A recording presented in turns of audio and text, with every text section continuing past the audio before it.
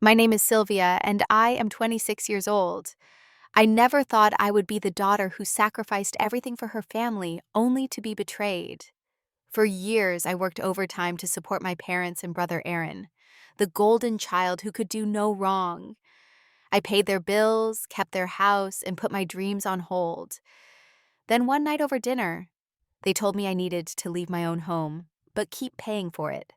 What happened next changed everything. Before I share my story, let me know where you are watching from and subscribe if you have ever felt taken advantage of by family. Trust me, what I did next was worth the wait. I grew up in a modest middle-class neighborhood in suburban Chicago, where the houses all looked similar and everyone knew each other. My childhood was relatively normal with parents who worked hard and expected the same from me. My father, Frank, was a factory supervisor at a local manufacturing plant, a steady job that paid the bills, but didn't allow for many luxuries. He was hardworking and reliable, but never particularly ambitious or interested in climbing the corporate ladder.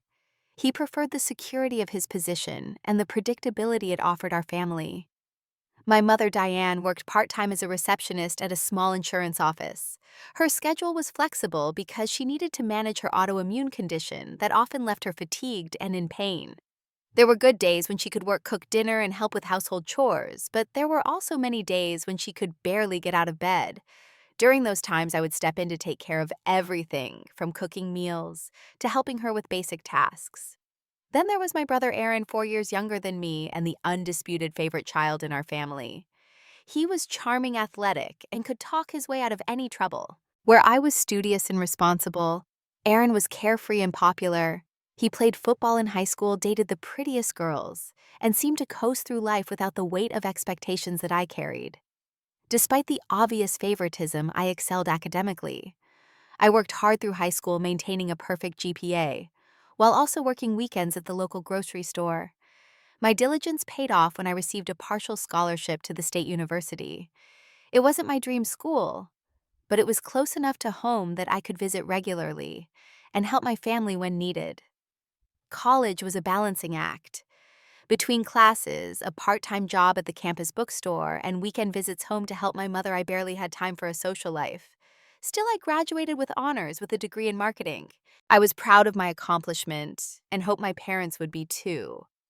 But their celebration of my graduation paled in comparison to the party they threw when Aaron got accepted into the same university 2 years later.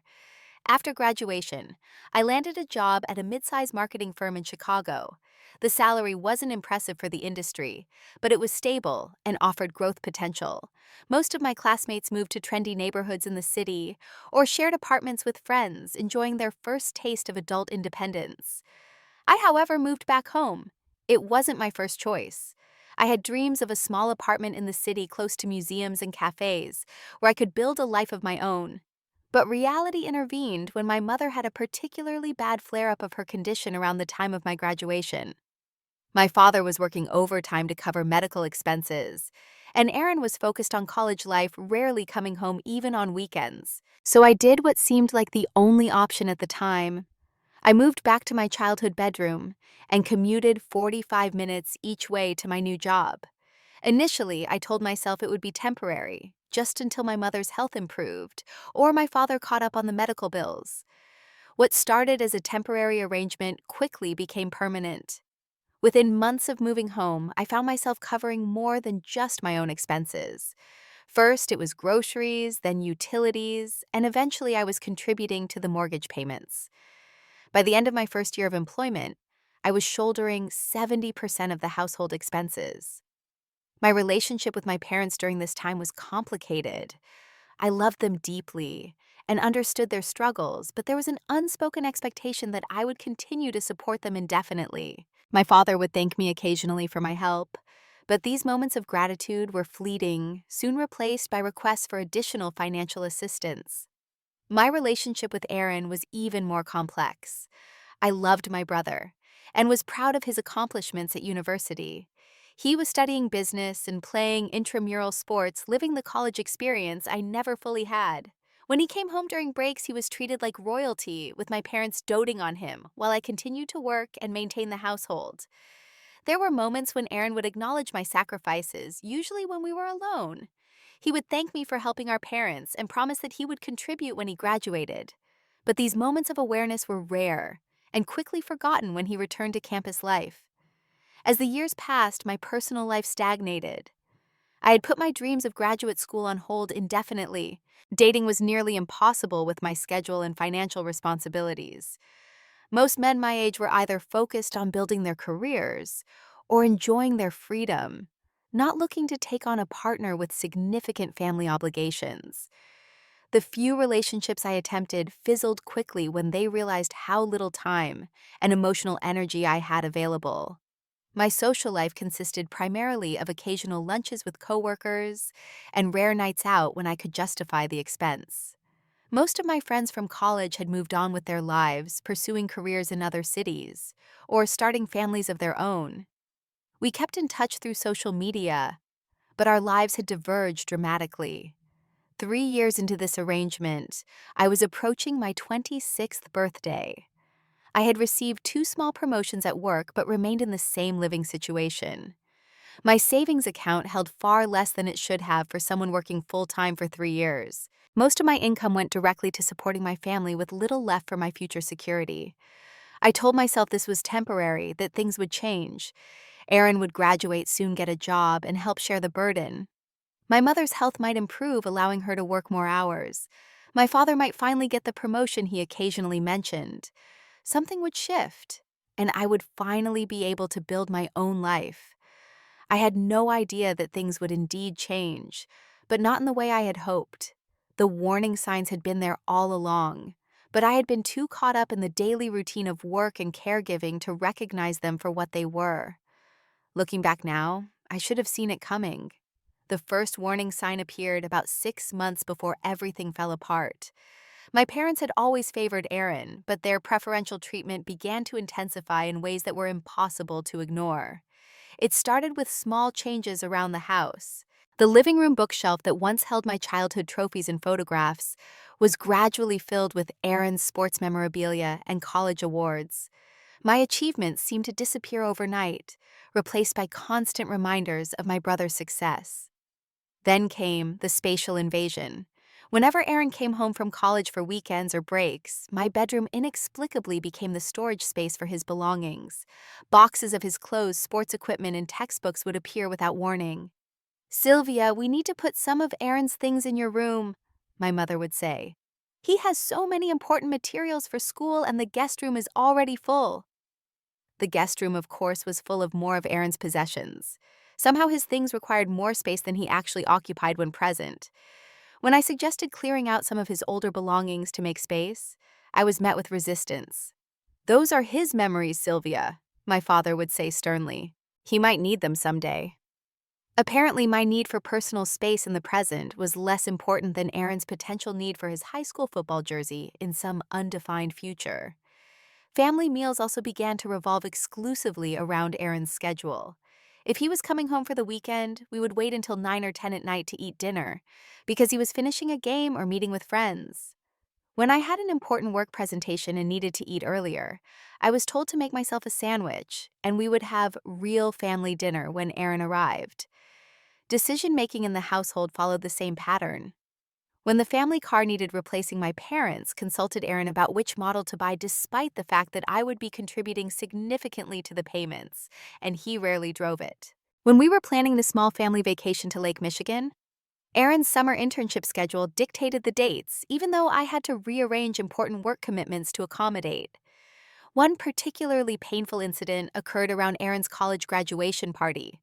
Though I had graduated with honors 3 years earlier and received only a small family dinner at a local restaurant, my parents decided Aaron's graduation warranted a significant celebration. They asked me not only to help plan the party, but also to pay for most of it. "You know how important this is, Sylvia," my mother explained. "Aaron has worked so hard and his friends and their families will be there. We want to make a good impression." The unspoken implication was clear. My graduation hadn't warranted the same level of celebration because my achievements and social connections weren't as valuable as his. Still, I agreed to contribute, telling myself it was important to celebrate my brother's success. I spent nearly $2,000 on the venue catering and decorations. At the party itself, I was barely acknowledged. My parents introduced Aaron's professor's friends and even distant relatives with enthusiasm. But when one of my own friends attended to support me, my mother introduced me simply as Aaron's sister. Without even mentioning my name, the car situation became another ongoing issue. Though I paid the insurance and most of the maintenance costs for our family vehicle, my mother began borrowing it regularly for Aaron when he was home. Aaron needs to go to an important networking event, she would say, taking my car keys without asking on a Saturday when I had plans.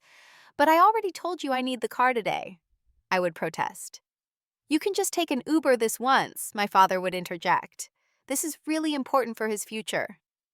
My plans, regardless of what they were deemed less essential than whatever Aaron needed to do. Whether he was going to a job interview or simply meeting friends for lunch, his transportation needs automatically superseded mine. The contrast in how our birthdays were treated was perhaps the most telling sign. My 26th birthday came and went with barely an acknowledgement. My mother sent a text message at 10 p.m., apologizing for forgetting until she saw a reminder on Facebook. My father handed me a $20 bill the next morning, telling me to buy something nice. There was no cake, no card, not even a family dinner. 3 weeks later, Aaron turned 22. My parents transformed the house with decorations, ordered an elaborate cake from an expensive bakery, and invited extended family for a surprise party. They asked me to contribute to his gift, a new laptop that cost nearly $1,000. When I hesitantly mentioned that I had received nothing for my recent birthday, my mother looked genuinely confused. But you're an adult now, Sylvia. You don't need birthday parties at your age. Meanwhile, the financial pressure continued to increase. The roof began leaking that spring, requiring expensive repairs. My father approached me about covering the costs. It's for the family home, Sylvia. We all benefit from having a roof that doesn't leak. I agreed, though I was the one who contributed the $5,000 for repairs to a house that was not in my name, and that I increasingly felt was not truly my home. Then Aaron needed money for job interview expenses, new suits, travel costs, professional resume services. My parents volunteered my assistance before even discussing it with me. Your brother needs to make the right impression, my mother explained. This is his future we're talking about. You want him to succeed, don't you? I did want him to succeed, of course, but I also wanted to succeed, and my own savings were dwindling while my work hours were increasing. I had taken on freelance projects on weekends to keep up with the growing expenses, leaving me with virtually no personal time and increasing exhaustion. After one particularly difficult month, where I had to dip into my emergency savings to cover both the mortgage and an unexpected medical bill for my mother, I tried to have a frank conversation with my parents about the financial arrangement. I'm happy to help, I said carefully over dinner one night, but I feel like the distribution isn't fair. I'm paying most of the household expenses while also trying to save for my own future. My father frowned. We've always supported this family as a unit, Sylvia. That's what families do. I understand that, I replied. But Aaron isn't contributing anything even when he's home and working summer jobs. Couldn't he help with some of the expenses? My mother looked shocked at the suggestion. Aaron needs to focus on building his career right now. He has so much potential. These are critical years for him. The implication hung in the air, unspoken but clear. My years weren't critical. My potential wasn't as important. My career didn't need the same nurturing and support as his. Besides, my father added, "You're established now. You have a steady job. Aaron is just starting out." I had been just starting out once too, but there had been no protection from financial responsibility then. In fact, the burden had fallen almost entirely on my shoulders from the moment I graduated. As I looked at my parents across the dinner table, a cold realization began to settle in my mind. This wasn't about family unity or temporary hardship. This wasn't even about my mother's health condition or my father's limited income. This was about a fundamental difference in how they valued Aaron and me. In their eyes, his future was an investment worth protecting at all costs. Mine was a resource to be utilized for the family's benefit, primarily meaning Aaron's benefit. I was the reliable workhorse expected to pull more than my share without complaint, while he was the prized thoroughbred carefully guarded and groomed for success. That night, I lay awake in my childhood bedroom, surrounded by boxes of Aaron's belongings, and felt something shift inside me. The loyal, accommodating daughter, who had always put her family first, began to question whether that loyalty had ever truly been reciprocated. I didn't know then that the situation was about to get much worse. The warning signs had been flashing red for months, but the true betrayal was still to come, and it would shake the foundation of everything I thought I knew about my family and my place within it.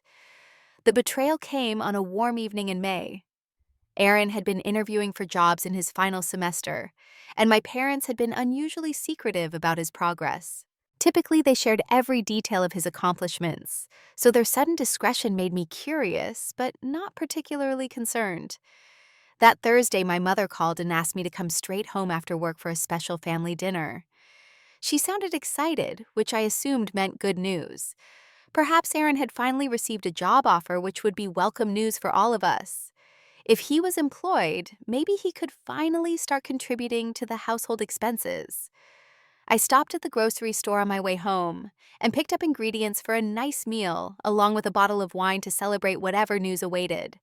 When I arrived, I was surprised to find the table already set with our good dishes, the ones reserved for holidays and special occasions. My mother was putting the finishing touches on a roast chicken, and my father was actually helping by preparing a salad, something I rarely saw him do. Aaron arrived shortly after me, grinning widely as he entered the kitchen. My parents immediately rushed to greet him with hugs and backslaps. I stood back, setting the wine on the counter and waiting for someone to fill me in on the occasion. "Should I open this now?" I asked, gesturing to the wine. "Absolutely," my father said. "Tonight is a night for celebration." Once we were all seated and the wine had been poured, Aaron cleared his throat dramatically.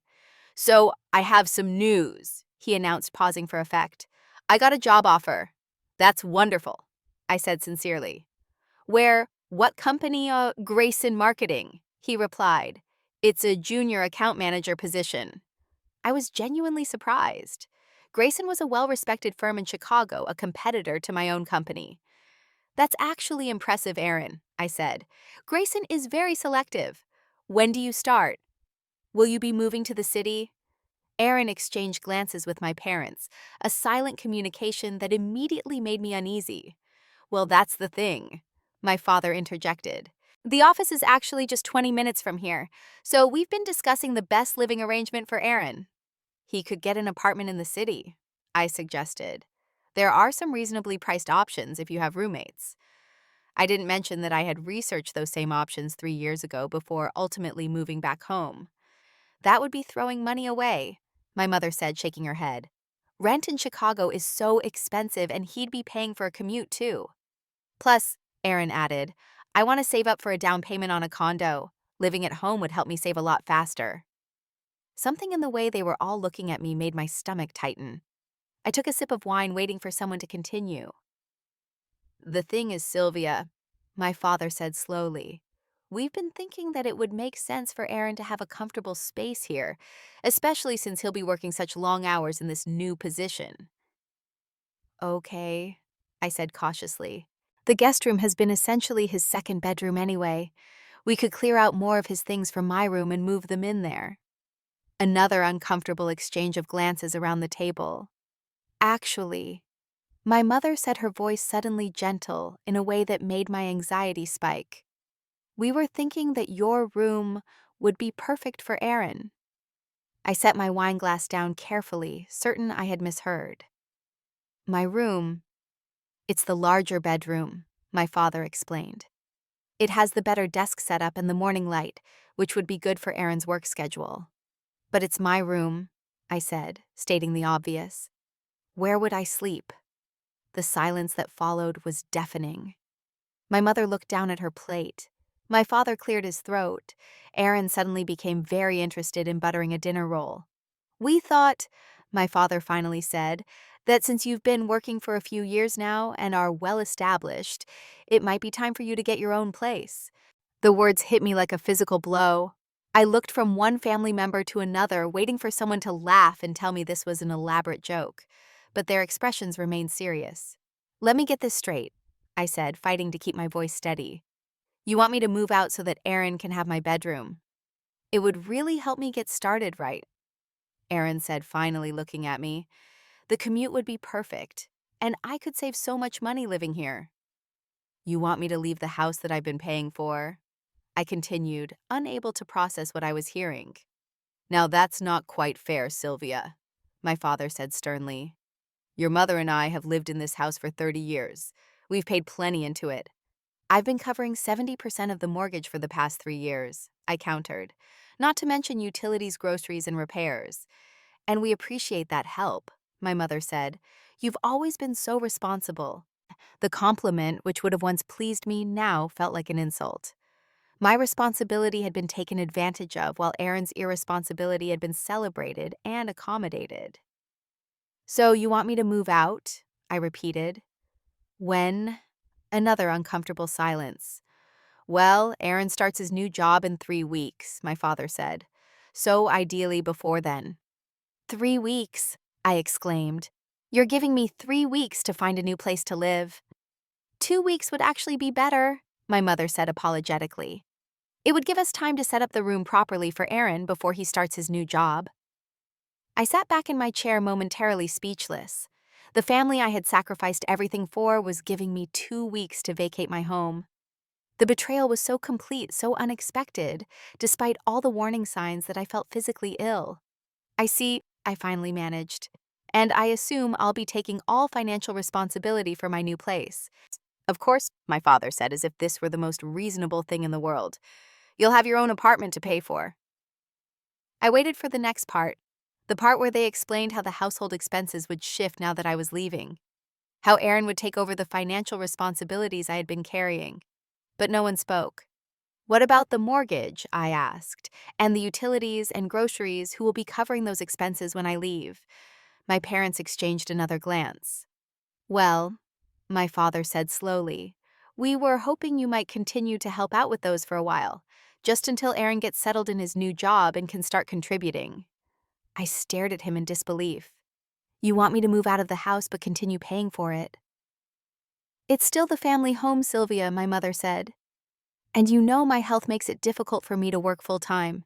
Your father's salary alone can't cover everything." "And I'll be entry level," Aaron added.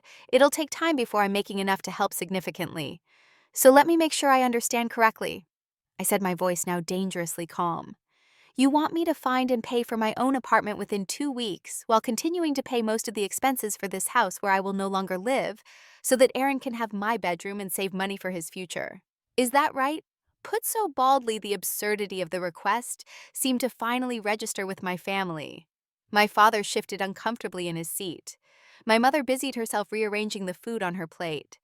"It's your family responsibility," my father finally said, falling back on his favorite refrain. "We've always supported each other in this family." Aaron remained silent during this exchange, neither defending me nor acknowledging the inequality of what was being proposed. His silence was perhaps the most painful betrayal of all. "How long would this arrangement continue?" I asked. "Just until things stabilize," my mother assured me. "Maybe a year or so until Aaron gets established and can take over some of the expenses." A year. They expected me to carry 2 households financially for at least a year. "You can always find an apartment nearby," my father suggested, as if proximity would somehow make the situation less unfair. "That way you can still join us for family dinners and events." I excused myself from the table, walked calmly to my bedroom, closed the door, and then collapsed onto my bed in tears. The magnitude of the betrayal was overwhelming. After years of sacrifice and support, I was being discarded the moment I was no longer needed, but expected to continue providing financial support from a distance. Through the wall, I could hear them continuing their dinner conversation, discussing how to rearrange Aaron's room to best suit his needs. They were already planning the space as if I had agreed to their proposal, as if I were already gone. In that moment of profound hurt and disillusionment, I made myself a promise. I would find my own place, not because they had demanded it, but because I deserved better than this. And I would find a way to extricate myself from the financial burden they expected me to continue carrying. I didn't know yet exactly how I would accomplish this, but as I lay there listening to my family discuss my replacement, something hardened within me. The dutiful self-sacrificing daughter was gone, replaced by a woman determined to stand up for herself whatever the cost. I found an apartment within a week. It was small, overpriced, and only 10 minutes from my parents' house. The location wasn't my first choice, but with only 2 weeks to secure housing, my options were limited. The rent was nearly twice what I had been contributing to my parents' mortgage, stretching my budget to its breaking point. Add to that the security deposit, moving expenses, and basic furnishings, and my savings were nearly depleted. Despite the financial strain, there was a strange sense of relief in having my own space for the first time. I arranged my few possessions carefully, trying to make the sterile apartment feel like home. There was no one leaving dishes in the sink or borrowing my things without asking. No one questioning my schedule or making demands on my time. The quiet was both lonely and liberating. My parents helped me move, though helped might be generous. My father carried exactly one box to my car before claiming his back was bothering him. My mother supervised the packing, seeming more concerned with ensuring I didn't take anything that wasn't strictly mine than with actually assisting. Aaron was conspicuously absent, claiming he had a job preparation seminar that weekend. "We'll expect you for dinner on Sunday," my mother said as they prepared to leave after the move. Not a question or an invitation, but an expectation. "Bring some groceries if you can. We're running low since you haven't been shopping this week." And so began my strange dual existence. I lived in my apartment, but was expected to maintain my financial and familial obligations to the household I had left behind. Sunday dinners became a weekly ritual of discomfort, where I would arrive with bags of groceries like a visitor bearing gifts, only to be treated exactly like a visitor in what had once been my home. The physical transformation of my former bedroom happened with startling speed. Within days of my departure, all traces of my existence there had been erased. My old desk was now covered with Aaron's laptop and business books. The walls, once adorned with my photographs and art, now displayed his sports memorabilia and college pennants. Even the color scheme had changed, with new bedding and curtains in darker, more masculine tones. "Doesn't it look great?" my mother asked proudly during my first Sunday visit, giving me a tour as if I were a distant relative who had never seen the house before. Aaron needed a more professional space now that he's starting his career. I had apparently never needed a professional space during my 3 years of working and supporting the household. That irony wasn't lost on me, but I swallowed the bitter observation and simply nodded. Aaron settled into his new job and his new room with the entitled ease that had characterized his entire life. When he deigned to join us for the Sunday dinners, he would regale our parents with stories of his workplace triumphs and the connections he was making. They listened with rapt attention, asking detailed questions and offering enthusiastic encouragement. When I mentioned my own work, a recent successful campaign I had managed, my father nodded absently before turning back to Aaron. "So tell us more about that client meeting you mentioned." The financial burden became increasingly difficult to bear. I was now paying rent, utilities, and groceries for my apartment while still covering the majority of my parents' mortgage, household bills, and weekly grocery deliveries. My credit card balance grew each month despite my careful budgeting and additional freelance work. During one Sunday dinner, about 2 months into this arrangement, I broached the subject as delicately as I could. "I was wondering," I said during a rare lull in the conversation, "since Aaron is working now, if we could revisit the household expense distribution." My father frowned. "What do you mean?" "Well, I'm carrying a lot of expenses now with my own place.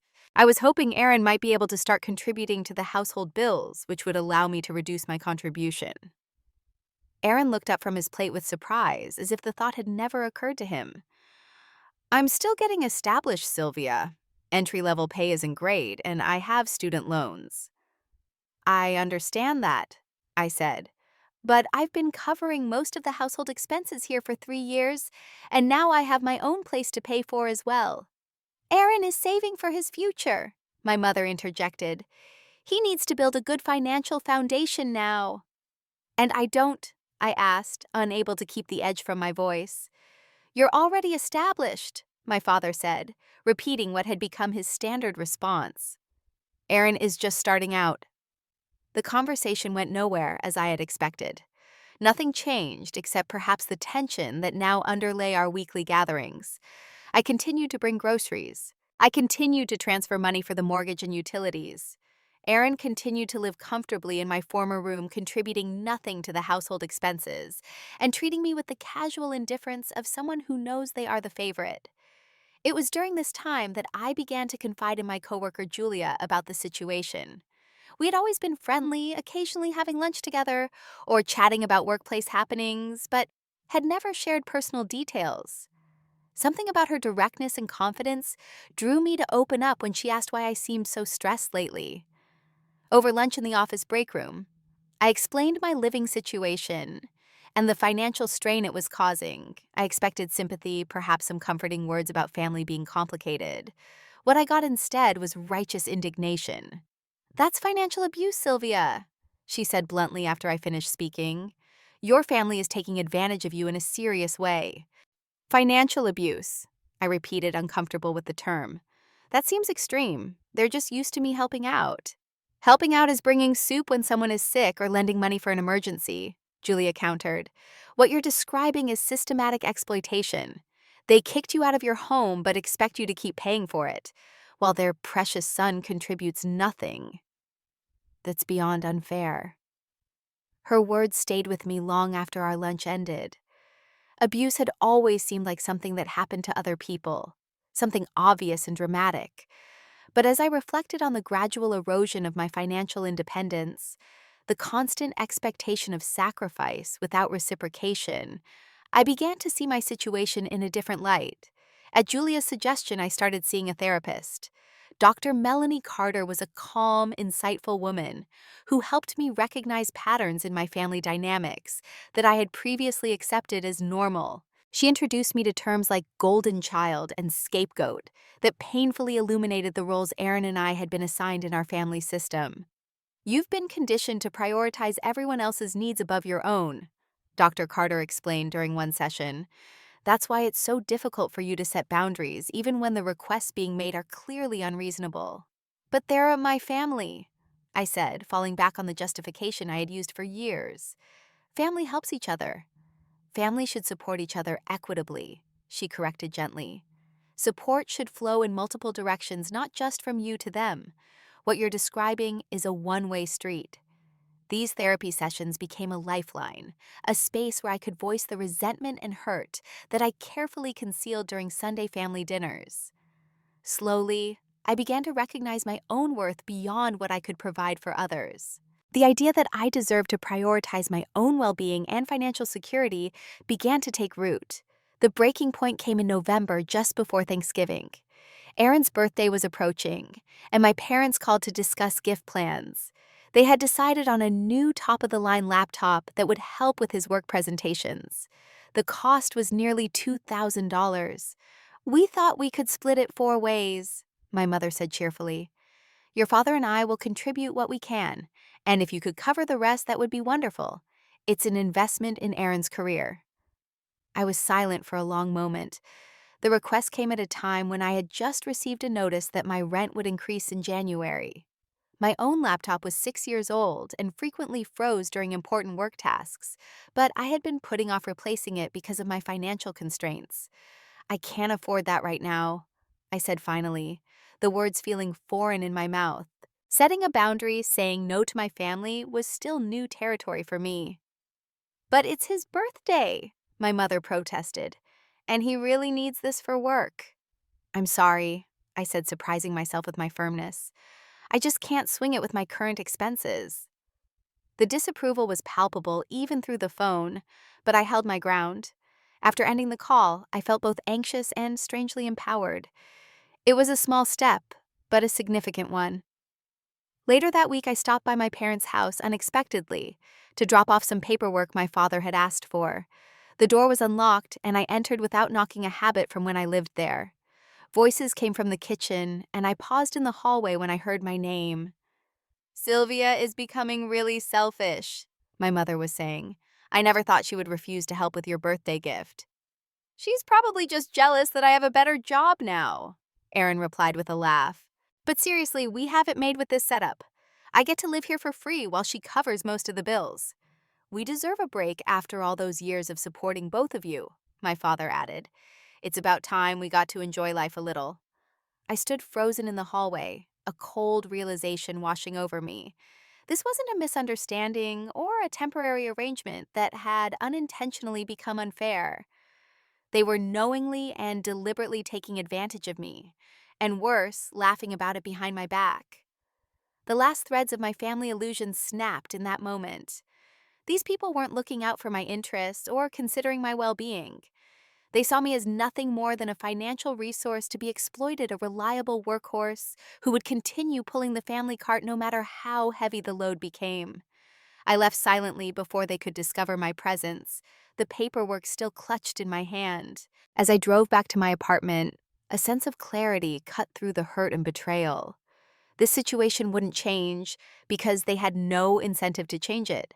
As long as I continued providing financial support while asking for nothing in return, they would happily maintain the status quo. Something had to give, and it wouldn't be me, not anymore. I had reached my breaking point, and it was time to plan my independence fully and completely. After overhearing that conversation, I didn't confront my family immediately. Confrontation without preparation would have likely ended with me giving in to emotional manipulation as I had so many times before. Instead, I began methodically planning my independence. My first step was to consult with a financial advisor. Julia recommended someone she had worked with, a practical woman named Brenda Wilson, who specialized in helping people disentangle complicated financial situations. I spent 2 hours in her office going over my income, expenses, and financial obligations. "You're carrying an unsustainable burden," Brenda said bluntly after reviewing my statements. "No wonder your savings are depleted and your credit card debt is growing. You're essentially supporting two households on one income." "What options do I have?" I asked. "They depend on my contributions for their mortgage and bills." "Let's be clear," Brenda replied. "Your brother is employed full-time and living in that house. Your father works full-time. Your mother works part-time. Between the three of them, they should be able to cover their own household expenses. Their inability to do so is not your responsibility." She helped me create a detailed exit strategy. We calculated how long my parents would need to adjust their budget if I stopped contributing. We discussed how to gradually reduce my financial support rather than cutting it off abruptly. We even reviewed my lease to determine when I might be able to move to a more affordable apartment farther from my parents' home. "The physical distance will help reinforce the financial boundaries," Brenda advised. "As long as you live 10 minutes away, they'll continue to see you as an accessible resource." Next, I consulted with a lawyer. This felt extreme even to me, but Julia had insisted it was necessary. "You need to understand your legal rights and obligations," she argued. "Knowledge is power in this situation." The lawyer, Mark Jefferson, specialized in family law. He reviewed my situation with professional detachment. "You have no legal obligation to support your parents financially," he confirmed. "You're not a co-signer on their mortgage or any loans. You're not legally responsible for their bills." "But I've been contributing for years," I said. "Does that create any kind of implied contract?" "No," he assured me. "Your voluntary contributions don't create a legal obligation to continue them. You can stop at any time without legal repercussions." He suggested I document all the payments I had made toward their household expenses over the past 3 years. "It's unlikely this will escalate to a legal situation, but having documentation is always prudent," he advised. "It demonstrates your substantial contributions if there's ever a question about it." Armed with this information, I spent several evenings going through my bank statements and creating a spreadsheet of every payment I had made toward my parents' house. The total was staggering, nearly $70,000 over 3 years. Seeing that number in black and white strengthened my resolve. I began researching housing options farther from my parents' neighborhood. My current lease would end in 3 months, giving me time to find something better suited to my needs and budget. I discovered that apartments in neighborhoods 20 to 30 minutes away were significantly more affordable than those in my parents' suburban area. The emotional journey that accompanied this practical planning was challenging. I worked through intense grief with Dr. Carter during our weekly therapy sessions. I mourned the loss of the family relationship I thought I had, the unconditional love and support I had believed in, despite years of evidence to the contrary. It's normal to feel this sense of loss, Dr. Carter assured me. You're grieving not just the relationship as it is now, but the relationship you always hoped it would be. I also wrestled with anxiety about confrontation. My family had trained me well to avoid conflict, to prioritize peace over fairness. The idea of standing up for myself, of saying no to their expectations, filled me with dread. That anxiety is a conditioned response, Dr. Carter explained. They've taught you that your needs and feelings are less important than family harmony. But real harmony can't be built on the systematic dismissal of one person's value. Anger became a frequent companion during this time, an emotion I had rarely allowed myself to feel toward my family. I would wake in the night rehearsing all the things I wanted to say to them, all the ways they had taken advantage of my loyalty and love. Dr. Carter helped me channel that anger into determination rather than bitterness. Anger is informative, she said. It's telling you that a boundary has been crossed. The question is what you do with that information. As my planning progressed, I began setting small boundaries as practice for the larger confrontation to come. When my mother called with a grocery list for Sunday dinner, I brought only what I would normally contribute to a meal at a friend's house, not the week's worth of supplies she had requested. When my father asked me to help pay for new living room furniture, I simply said, I'm not in a position to contribute to that right now, without offering further explanation or apology. These small refusals were met with surprise and displeasure. My mother's lips would tighten in disapproval. My father would mutter about family responsibility. Aaron would watch these interactions with barely concealed amusement, secure in his position as the golden child who was never asked to sacrifice. Each small boundary I set strengthened my confidence for the next one. I began to recognize the manipulation tactics they employed, the guilt trips, and emotional leverage they had used for years to ensure my compliance. During this time, I was careful not to tip my hand about my larger plans. I continued attending Sunday dinners, though I no longer brought excessive groceries. I listened to Aaron's stories about his work success with polite interest, but no longer offered effusive praise or follow-up questions. I responded to requests for additional financial help with simple, firm negatives without justification or apology. The most unexpected opportunity arose about 2 months into my planning. A coworker was relocating for a promotion and mentioned that her apartment would be available soon. It was in a neighborhood 25 minutes from my parents' house, close to a park, and several good restaurants. The rent was significantly lower than what I was currently paying, and it would be available exactly when my current lease ended.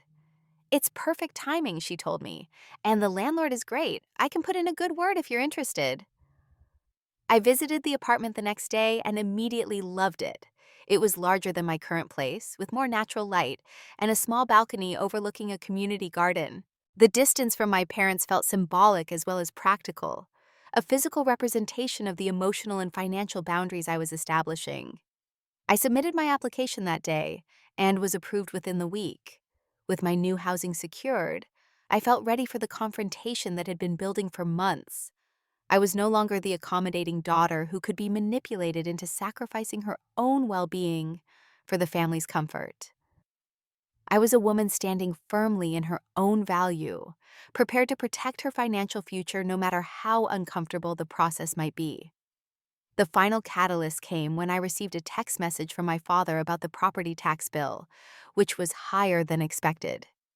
"We'll need you to cover the difference," he wrote, not even phrasing it as a request. The casual entitlement of his message, the assumption that I would simply comply without question, crystallized my determination. That evening, I sent a message to my parents and Aaron asking them to meet me at my apartment the following weekend. "I need to discuss something important with all of you," I wrote. "Please make sure you can all attend." My mother immediately called, curious and slightly alarmed. "Is everything okay? Why do we need to meet at your apartment? We could just talk at Sunday dinner?" "I'd prefer to have this conversation in my space," I replied calmly. "It's important to me." She agreed reluctantly, and I spent the next few days preparing for what would likely be the most difficult conversation of my life. But as the day approached, I felt more determined than afraid. The time for half measures and gradual boundaries had passed. It was time to reclaim my independence completely. The family meeting at my apartment was set for Saturday afternoon.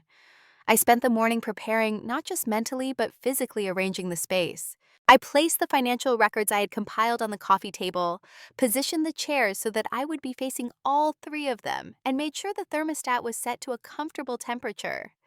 These small details helped me feel in control of the situation. My parents arrived exactly on time, my father looking annoyed at the inconvenience, my mother curious and slightly concerned. Aaron showed up 15 minutes late, making a show of checking his watch, as if his time were particularly valuable. "Thanks for coming," I began once they were all seated. "I wanted to talk to you about our current financial arrangement." My father immediately looked wary. Financial discussions in our family had always been one-sided, with him dictating expectations rather than participating in a dialogue. "What about it?" he asked. I took a deep breath and launched into the speech I had rehearsed. "For the past 3 years, I've been supporting this family financially. Even after I moved out, I've continued to pay the majority of the expenses for a house I no longer live in. I've compiled everything here." I gestured to the documents on the coffee table. "In total, I've contributed over $70,000 to the household in the past 3 years. My mother's eyes widened at the figure. My father shifted uncomfortably. Aaron looked bored, as if this conversation had nothing to do with him. "You asked me to move out to make room for Aaron, but expected me to continue paying for the house. I've been carrying the financial burden of 2 households for months now, and it's not sustainable. It's not fair." "Life isn't always fair, Sylvia." My father began falling back on one of his standard responses. "You're right," I interrupted, surprising him.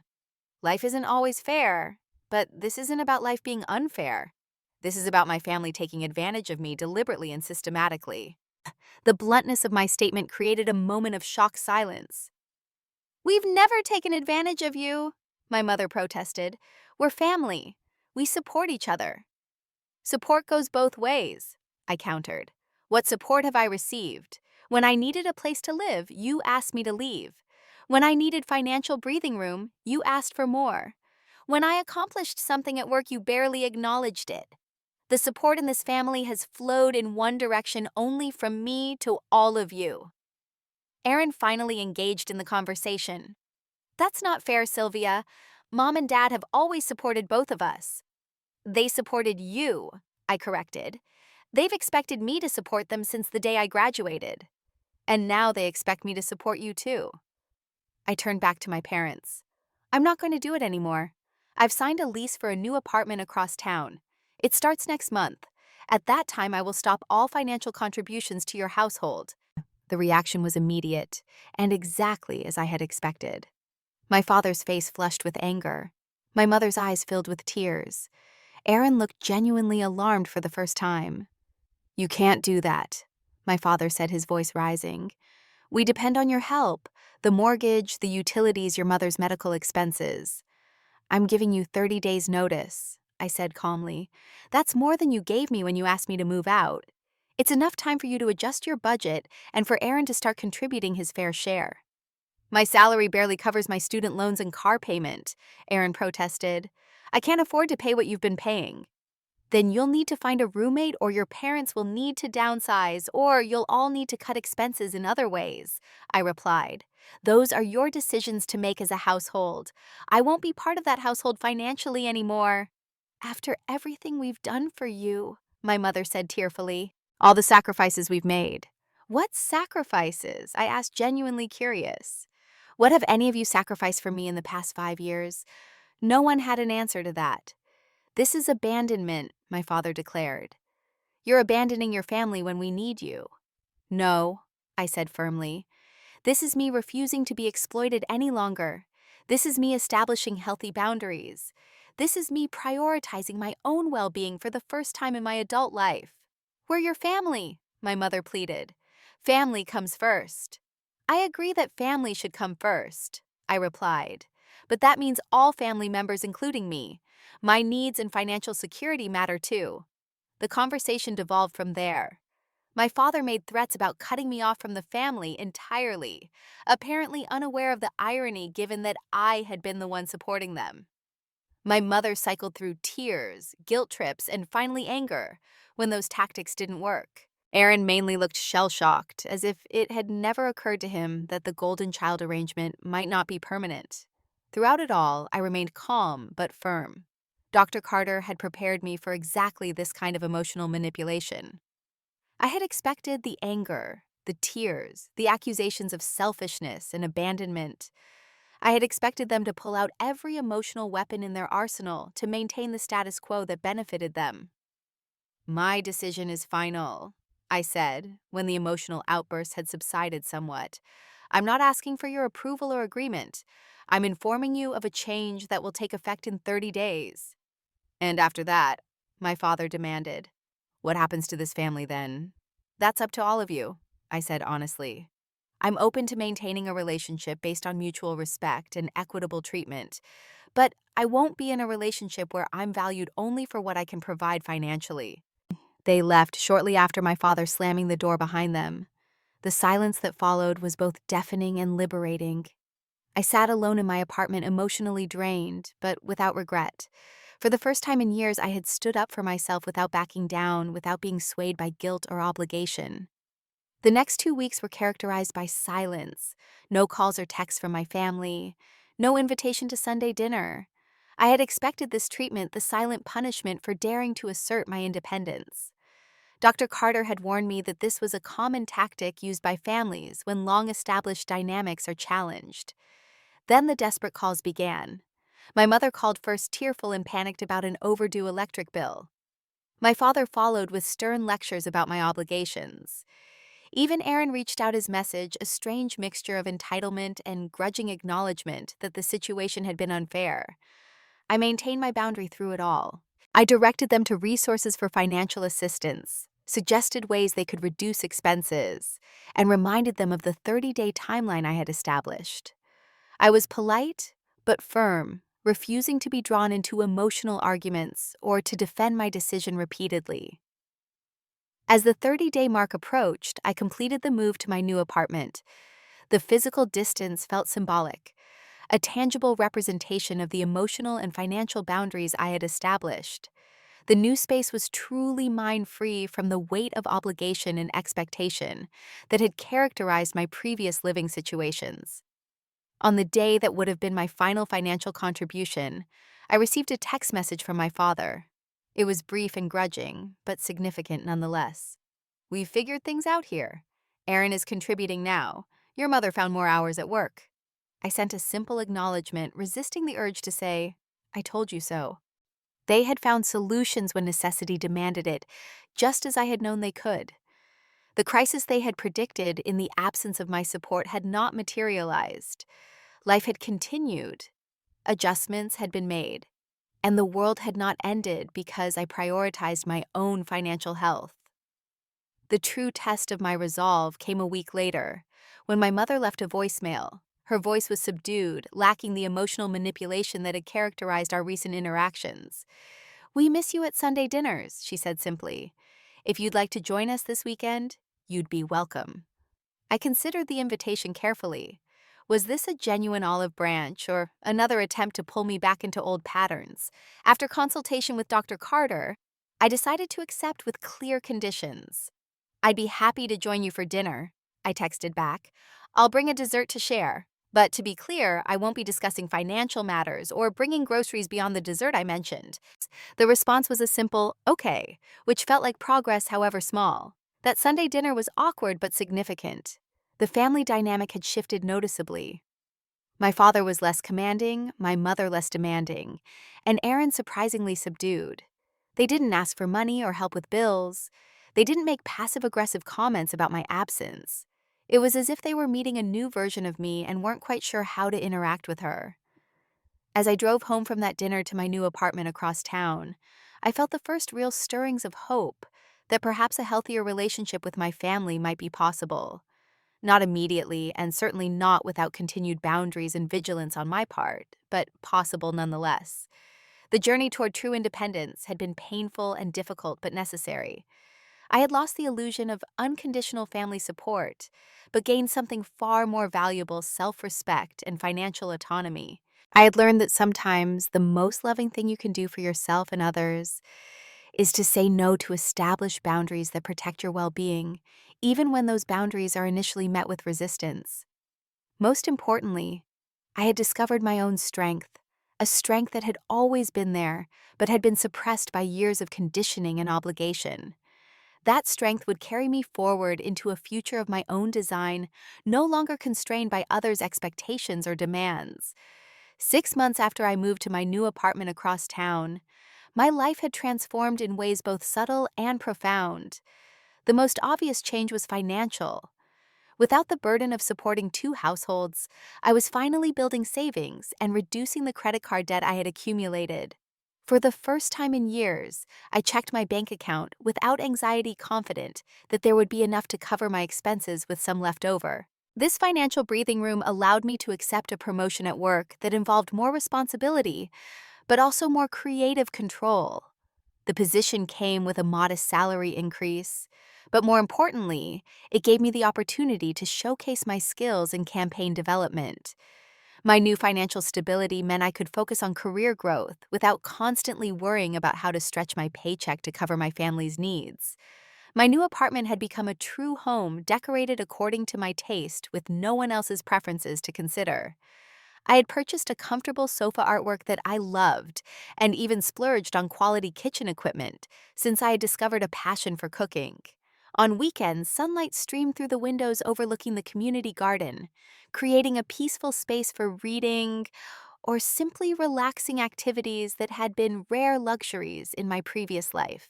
Through Julia and a community volunteer program I had joined, I developed a new circle of friends who knew me as I was, now not as the perpetual caretaker I had been. These relationships were reciprocal and balanced with give and take on both sides. When I needed help assembling a bookshelf, a friend offered assistance without keeping score or making me feel indebted. When another friend went through a breakup, I provided emotional support without feeling depleted. These healthy interactions helped me recognize how one-sided my family relationships had been. As for my family, I received occasional updates that confirmed they had adjusted to the new financial reality. Aaron had indeed started contributing to household expenses, though apparently with considerable reluctance and ongoing complaint. My mother had increased her work hours at the insurance office as her health permitted, bringing in more income to help cover their reduced circumstances. The most significant change came when my father called one evening in April. His voice lacked the authoritative tone I was accustomed to, instead sounding almost hesitant. "Sylvia," he began, clearing his throat awkwardly. "I wanted to let you know that your mother and I have decided to sell the house." "Oh," I kept my response neutral, waiting for him to continue. "Yes, it's become more than we need, really. And with the market being what it is, we can get a good price. We're looking at a smaller place closer to your mother's work. Lower mortgage, lower utilities." What he didn't say, but I understood clearly, was that without my financial contribution, the house had become unsustainable. Rather than this being a failure on my part, as they might have framed it 6 months ago, I recognized it as a necessary adjustment that would ultimately benefit them. "That sounds like a smart decision," I said sincerely. "A smaller place would be easier to maintain too." "Yes, exactly," he agreed, sounding relieved at my response. "We've actually found a nice townhouse, 3 bedrooms instead of 4, but plenty of space for us. Aaron will still have a room when he needs it." There was a pause, and when he spoke again, his voice had changed, become softer. "We should have done this years ago, Sylvia. It wasn't fair to put so much of the financial burden on you." The acknowledgement, however belated, was meaningful. It wasn't a full apology, but from my father, it was significant progress. About a week later, my mother came to visit my new apartment for the first time. She brought a houseplant as a gift, a peace lily that had been divided from one in their home. As I made tea in my kitchen, she wandered around my living room, taking in the space I had created for myself. "It's lovely here," she said when I returned with the tea. "You've made it very much your own." We sat on my sofa, the afternoon sun warming the room, and talked more openly than we had in years. She shared details about the townhouse they were purchasing, her increased hours at work, and even acknowledged the strain of the past few months. "It hasn't been easy adjusting our budget," she admitted. "We got used to having your help, I suppose. Took it for granted." "Yes, you did," I agreed calmly. There was no accusation in my tone, just a statement of fact. She nodded, looking down at her tea. I'm sorry for that, Sylvia. You were right about a lot of things. The conversation wasn't a complete healing of our relationship, but it was a step in the right direction. We established a new pattern that day of monthly visits alternating between my apartment and their new townhouse once they moved. These visits were marked by a different dynamic with boundaries that were respected and expectations that were reasonable. Even Aaron eventually came around in his own way. At a family dinner in their new townhouse, he grudgingly acknowledged the changes in his own perspective. It's different being the one paying the bills, he admitted after complaining about the cost of the Townhouse Homeowners Association fees. Never realized how much you were covering all those years. It wasn't quite gratitude or a proper apology, but from Aaron it was progress. Our relationship remained somewhat distant, the years of inequitable treatment creating a gap that would take time to bridge if ever. But there was a new respect in his manner when we interacted, an acknowledgement that I was no longer the endlessly accommodating sister who would sacrifice everything for his comfort. My healing journey continued with Dr. Carter, whose insights helped me process these changes and maintain the boundaries I had established. Therapy became less about crisis management and more about personal growth, exploring patterns from my past that had shaped my tendency towards self-sacrifice and people-pleasing. Family dynamics are deeply ingrained, Dr. Carter explained during one session. Your progress in establishing boundaries and prioritizing your well-being is remarkable, but it's also normal to sometimes feel the pull of old patterns. She was right. There were still moments when I felt a flicker of guilt about prioritizing my needs, when the voice of obligation whispered that I should do more for my family. In those moments, I reminded myself of how far I had come and how much healthier I was now, both financially and emotionally. My relationship with Julia evolved from coworker to close friend. She had been instrumental in my journey toward independence, and I valued her directness and support. When I received a significant year-end bonus, she encouraged me to use some of it for myself, rather than immediately thinking of what my family might need. "Remember when you first told me about your situation?" she asked over celebratory drinks after I received the bonus. "You were so used to putting everyone else first that you couldn't even see how unfair it was. Look at you now." I had indeed come a long way from the woman who believed it was normal and necessary to sacrifice her financial security for a family that took her for granted. That version of me seemed distant now, almost like a different person altogether. Perhaps the most meaningful change was in how I viewed myself and my future. For years, my identity had been wrapped up in being the responsible daughter, the financial support, the reliable one who would always say yes. With those constraints removed, I was discovering who I truly was and what I actually wanted from life. I enrolled in a part-time graduate program in digital marketing, something I had postponed for years due to financial constraints. I began dating again, this time with a clearer sense of my worth and what a healthy relationship should look like. I even started planning a solo trip to Portugal, something the old Sylvia would never have considered, both because of the cost and because of the perceived selfishness of doing something solely for my own enjoyment. The journey had been difficult and painful at times, but necessary. I had lost the illusion of unconditional family support, but gained something far more valuable: self-respect and genuine independence. The boundaries I had established, though initially met with resistance and anger, had ultimately created the possibility for healthier relationships based on mutual respect rather than exploitation. As I sat on my balcony one evening, watching the sunset over the community garden, I reflected on the wisdom I had gained through this experience. I had learned that true family support is reciprocal, not one-sided. That setting boundaries is not selfish, but necessary for healthy relationships. That sometimes saying no is the most loving thing you can do, both for yourself and for those who have become accustomed to taking advantage of your yes. Most importantly, I had discovered my own strength, a strength that had always been there, but had been suppressed by years of conditioning and obligation. That strength would carry me forward into a future of my own design, no longer constrained by others' expectations or demands.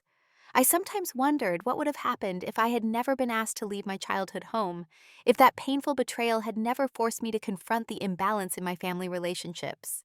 Perhaps I would have continued indefinitely in the role of financial provider. My own dreams and needs perpetually deferred for the comfort and convenience of others. In a strange way, being kicked out had been the catalyst for my liberation. Sometimes losing what you thought you had makes room for what you truly deserve. In my case, I had lost the false security of a family system built on my sacrifice, but gained the authentic security of self-worth and autonomy. It was a trade I would make again, without hesitation. Have you ever found yourself being taken advantage of by family members or loved ones? How did you handle setting boundaries with them? Share your experiences in the comments below. If this story resonated with you, please give it a thumbs up and subscribe to hear more stories about standing up for yourself and finding your worth.